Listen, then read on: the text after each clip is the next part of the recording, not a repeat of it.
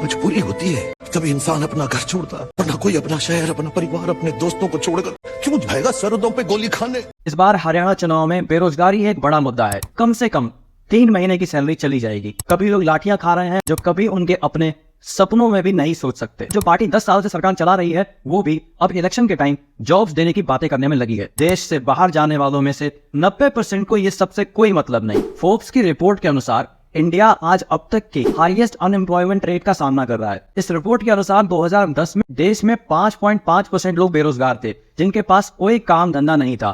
2015 में ये आंकड़ा 5.4% पर था, 2020 में 8% और आज 2024 में जून तक की रिपोर्ट के अनुसार 9% लोग बेरोजगारी में जी रहे हैं। ये आंकड़ा कितना बड़ा है कि 140 करोड़ की आबादी में अगर हम माइनस और बुजुर्गों को हटा दें तो करीब 80 करोड़ लोग इस रेंज में आते हैं जो जॉब कर सकते हैं, और 9% होता है ऑलमोस्ट 7 करोड़ लोग जिनके पास कोई रोजगार नहीं है। आपको जान के हैरानी होगी कि इनमें से लगभग 2.5 करोड़ से ज्यादा लोग सरकारी नौकरी की प्रिपरेशन कर रहे हैं, और कितनों को नौकरी मिलेगी ये वक्त ही बताएगा। दिल्ली, मुंबई, बेंगलोर, गुजरात, तमिलनाडु आज बाहर के स्टेट से आने वाले लोगों को ओवर पॉपुलेशन की वजह मानते हैं। जब आदमी को अपने शहर में जॉब मिलेगी तो वो क्यों आएगा इन बड़ी सिटीज में पॉल्यूशन का जहर पीने। आज वो बस कहने को देश में है लेकिन उसके लिए ये परदेश ही है। आज जिसके घर में भगवान ना करे कोई आफत आ जाए तो उसको अपनी कंपनी से छुट्टी लेके घर पहुंचने में भी कई केसेस में 24 घंटे से ज्यादा का समय लग जाता है। इनमें से ज्यादातर लोग फ्लाइट्स अफोर्ड नहीं कर सकते। पंजाब में कनाडा जाने का अलग ही फैशन है और बाकी स्टेट के लोग दुबई निकल जाते हैं क्योंकि वहां फ्रेश एयर, चमक धमक भरी नाइट लाइफ और खूब सारी सुविधाओं के साथ बढ़िया पैसे भी हैं। लेकिन सच तो ये है कि देश से बाहर जाने वालों में से 90% को ये सबसे कोई मतलब नहीं। वो बस वहां पैसा कमाने के लिए जाते हैं। विदेश में जाके वो काम करते हैं जो कभी उनके अपने सपनों में भी नहीं सोच सकते। उन छोटे छोटे स्टोर रूम जैसे कमरों में रहते हैं जहां हमारा और आपका एक्स्ट्रा पुराना फर्नीचर पड़ा है। दिन में ड्यूटी और नाइट घर पे वीडियो कॉल करने में ही खत्म हो जाती है। यही नाइट लाइफ है उनकी।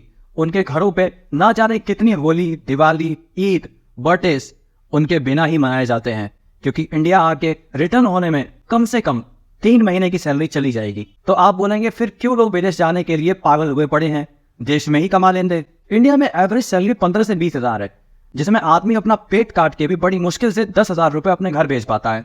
अब मान लो कि किसी के यहाँ कोई हादसा हुआ था और उसको 20 लाख का कर्जा लेना पड़ गया था, तो आप बताओ कि इस 10,000 की बचत से कितने साल लगेंगे उस कर्जे को उतारने में। 16.5 साल, यानी कि उसकी पूरी जवानी निकल जाएगी, वो भी तब जब घर पे और कोई खर्चा ना किया जाए।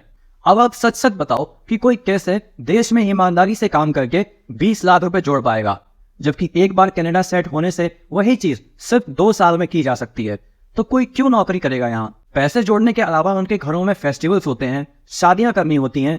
ऐसे ही ना जाने कितने परिवार किसी बीमारी या हादसे की वजह से हैवी फाइनेंशियल डेट में हैं, यानी कि कर्जे में डूबे हुए हैं। ऐसे में उनके जवान बच्चों के पास विदेश जाने के अलावा और कोई रास्ता नहीं बचता। कई बार इन घरों से लड़कियां भी विदेश जाती हैं और उनके साथ क्या सिचुएशंस होती हैं ये आप सुन भी नहीं सकोगे। कोई मजबूरी होती है जो आदमी अपना मुल्क छोड़ता है। इनमें से कुछ को जब वीजा नहीं मिल पाता तो वो गलत रास्तों को भी अपना लेते हैं जिसे डंकी कहा जाता है। इसमें लोग जनरली अमेरिका जाने के लिए फ्लाइट के जरिए पहले दिल्ली से यूरोप जाते हैं, फिर फ्रांस के रास्ते साउथ अमेरिका की फ्लाइट पकड़ते हैं जहां ये बोलीविया, एक्वाडोर, कोलंबिया या गुयाना में लैंड होते हैं क्योंकि यहां आसानी से वीजा फ्री अराइवल मिल जाता है। फिर यहां से ये लोग बस या कार से किसी तरह पनामा तक पहुंचते हैं। फिर इन्हें पनामा में जंगली रास्तों पे 8 से 10 दिन तक पैदल चलना पड़ता है जहां जंगली जानवरों के अलावा वहां के लोकल क्रिमिनल्स, माफिया का भी खतरा रहता है। अगर लकी रहे तो आगे ये लोग कोस्टा रिका, निकारागुआ, होंडुरास और ग्वाटेमाला पार करके मैक्सिको पहुंचते हैं। इसके बाद इन्हें 3140 किलोमीटर लंबी यूएस से मैक्सिको के बॉर्डर को पार करने के लिए जनरली तिजुआना एरिया तक पहुंचना होता है। कई इंडियन हर साल अपने सपनों को पूरा करने के लिए इस डंकी रूट पे अपनी जान की बाजी लगा देते हैं। इस बार हरियाणा चुनाव में बेरोजगारी एक बड़ा मुद्दा है। जो पार्टी सरकार में आना चाहती है वो, और जो पार्टी 10 साल से सरकार चला रही है वो भी अब इलेक्शन के टाइम जॉब्स देने की बातें करने में लगी है। हाल ये है कि 4th क्लास की जॉब के लिए भी हजारों ग्रेजुएट लड़के अप्लाई कर रहे हैं। जब यहाँ कोई काम है ही नहीं तो ऐसे में कई तो विदेश जाने के जुगाड़ में लग जाते हैं, जबकि उन्हें मालूम होता है कि इसमें जान का भी जोखिम है। लास्ट मंथ ही करनाल के विशाल की बेलारूस में मौत हो गई। विशाल डंकी रूट यानी अवैध तरीके से जर्मनी जा रहा था। उसके पिता ने घर गिरवी रख करके उसको विदेश भेजा था। 22 अगस्त को बेलारूस दूतावास से खबर आती है कि विशाल अब जिंदा नहीं है, जबकि हरियाणा का डंकी वाला मुद्दा संसद में भी उठ चुका है। तो क्या रीजन है इस गंभीर समस्या का? देश में गुजरात मॉडल बस एक ही है, cyber city, IT hub, industrialisation केवल कुछ सेलेक्टेड स्टेट के ही नसीब में है और बाकी के स्टेट्स को वहां जाके पॉपुलेशन बढ़ाने की अपॉर्चुनिटी दी गई है। कभी लोग लाठियां खा रहे हैं तो कभी किसी घटना की वजह से इजीली टारगेट किए जाते हैं, क्योंकि प्रदेश में उनका है ही कौन। तो इतने बड़े देश में क्यों जॉब अपॉर्चुनिटी को एक्सपेंड नहीं किया जा सकता? मैं आपको एक छोटा सा एग्जाम्पल देता हूँ। उत्तराखंड 9 नवंबर सन 2000 में उत्तर प्रदेश से अलग हुआ था और इंडिया का 27वां राज्य बना। 18 जुलाई 2002 को वहां सिडकुल की स्थापना हुई और फैक्ट्रियों को लगाया जाने लगा।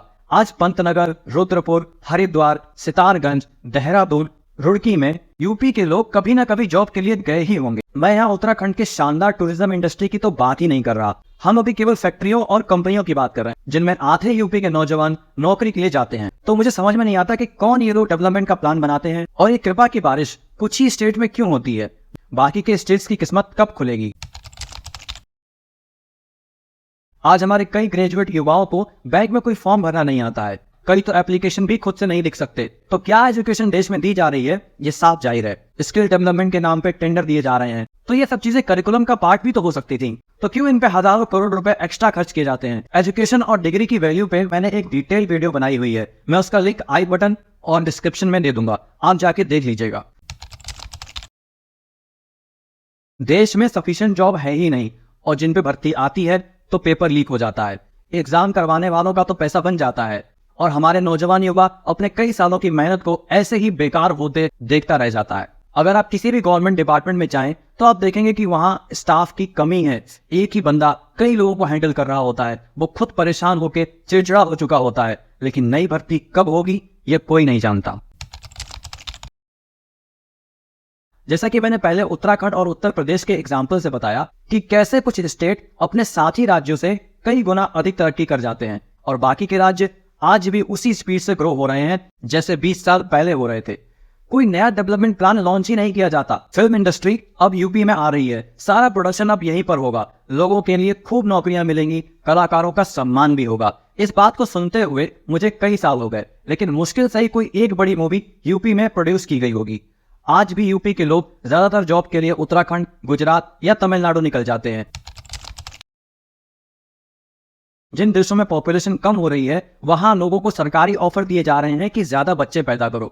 ये बड़ी पॉपुलेशन अगर ठीक से एजुकेट और स्किलफुल हो तो वरदान है, नहीं तो डेफिनेटली बेरोजगारी को बढ़ाने के जिम्मेदार भी कही जा सकती है। फॉर एग्जाम्पल, अगर किसी के 5 बच्चे हैं और सभी इतने टैलेंटेड हैं कि कोई अच्छा काम कर सकते हैं तो वो 5 मिलके कम से कम 1 लाख रुपए घर लेके आएंगे, बजाय कि किसी के 1 या 2 ही लोग कमाने वाले हैं। लेकिन यही अगर उन 5 में से 3 बिगड़ गए तो जो 2 कमा के लाएंगे ये 3 मिलके उसको भी छीन सकते हैं। लड़ाइयां और बहुत कुछ खराब स्थिति हो सकती है। तो ग्रोइंग पॉपुलेशन वरदान के साथ अभिशाप भी बन सकती है। सब डिपेंड करता है कि पॉपुलेशन को कैसे मैनेज और एजुकेट किया जा रहा है। देश की मजबूती के लिए अच्छी education, job creation, even development सबसे ज्यादा इंपॉर्टेंट पॉइंट्स हैं।